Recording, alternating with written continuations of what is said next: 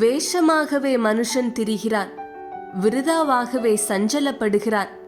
ஆஸ்தியை சேர்க்கிறான், யார் அதை வாரிக்கொள்ளுவான் என்று அறியான். சங்கீதம் 39:6. கிறிஸ்துவுக்குள் பிரியமானவர்களே, இன்று பலர் வாரத்தில் 6 நாட்களும் பாவம் செய்துவிட்டு ஞாயிற்றுக்கிழமை மட்டும் தேவ பிள்ளையாக மாறிவிடுகின்றனர். ஒழுங்காக ஆலயத்திற்கு சென்று கர்த்தரை ஆராதனை செய்தாலே போதும், கர்த்தரின் பிள்ளையாக மாறிவிடலாம் என்று நினைக்கின்றீர்களா? இல்லை சகோதரர்களே, இறைவன் உங்களுக்கு கொடுத்த கட்டளைகளை மதித்து அதன்படி யார் நடந்து கொள்கிறார்களோ அவர்களே தெய்வ மனிதன்.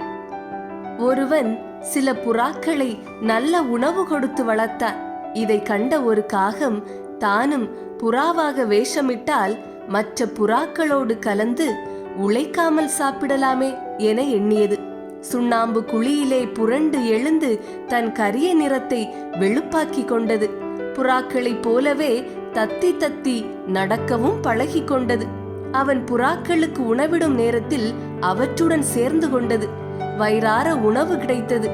இப்படியே இந்த காகம் இவனை பல நாட்களாக ஏமாற்றி வந்தது. ஒரு நாள் அந்த பக்கம் எலி ஒன்று செத்து கிடந்தது. அதை கண்ட காகங்கள் எல்லாம் கூடின. விருந்து கிடைத்த மகிழ்ச்சியில் கரைய ஆரம்பித்தன. புறா வேஷத்தில் இருந்த காகத்திற்கும் அங்கு செல்ல ஆசை வந்தது. புறாக்களின் மத்தியில் தன்னையும் மறந்து கா கா என்று கரைந்தபடி எலியை நோக்கி பறந்தது. இதை கண்டு அந்த மனிதன் கோபம் கொண்டான். அதே நேரம் எலியை தின்று கொண்டிருந்த இடத்திற்கு சென்ற அந்த வெள்ளை காகத்தை மற்ற காகங்கள் தங்களைப் போல் அது இல்லையே என எண்ணி கொத்த ஆரம்பித்தன. அவற்றிடம் இருந்து தப்பிய காகம் புறா கூட்டத்தோடு சேர எண்ணி திரும்பியது. ஆனால் உண்மையை அறிந்த மனிதனும் அதை அடித்து விரட்டினார். வேஷத்தால் விளைந்த விபரீதத்தை எண்ணி காகம் வருந்தியது. இந்த கதையை படிக்கும் அருமையானவர்களே, ஆலயத்திற்கு வரும் பலர் பயப்படுவது போலவும் ஊழியம் செய்வது போலவும் இருக்கிறார்கள். பக்தியுடன் இருக்கும் இந்த நபரை மதுக்கடையிலும் முதல் ஆளாக இருக்கிறாரே என்று பார்க்கும்போது மனம் கஷ்டப்படுகிறது. பாவங்களை செய்துவிட்டு ஆலயத்திற்கு மட்டும் சென்றால் போதும் என நினைக்கிற பக்தர்கள் பரலோகம் செல்ல முடியாது. நீங்கள் இந்த பிரபஞ்சத்திற்கு ஒத்த வேஷம் தெரியாமல் தேவனுடைய நன்மையும் பிரியமும் பரிபூரணமான சித்தம் இன்னதென்று பகுத்தறியத்தக்கதாக உங்கள் மனம் புதிதாகிறதினாலே மறுரூபமாகுங்கள்.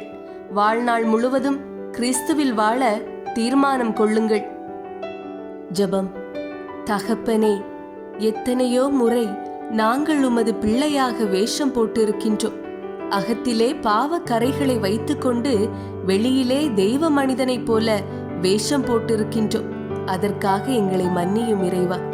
எங்கள் தவறுகளையெல்லாம் நீர் பார்க்கின்றீர் என்பதை தெரிந்தும் எங்களால் பாவம் செய்யாமல் இருக்க முடியவில்லை.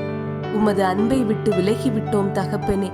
நாங்கள் அறிந்தும் அறியாமலும் செய்த பாவங்களையெல்லாம் மன்னித்து உமது பிள்ளைகளாக ஏற்றுக்கொள்ளும் தகப்பனே. இயேசு கிறிஸ்துவின் நாமத்திலே ஜெபிக்கிறோம் எங்கள் நல்ல தந்தையே. ஆமேன், ஆமேன்.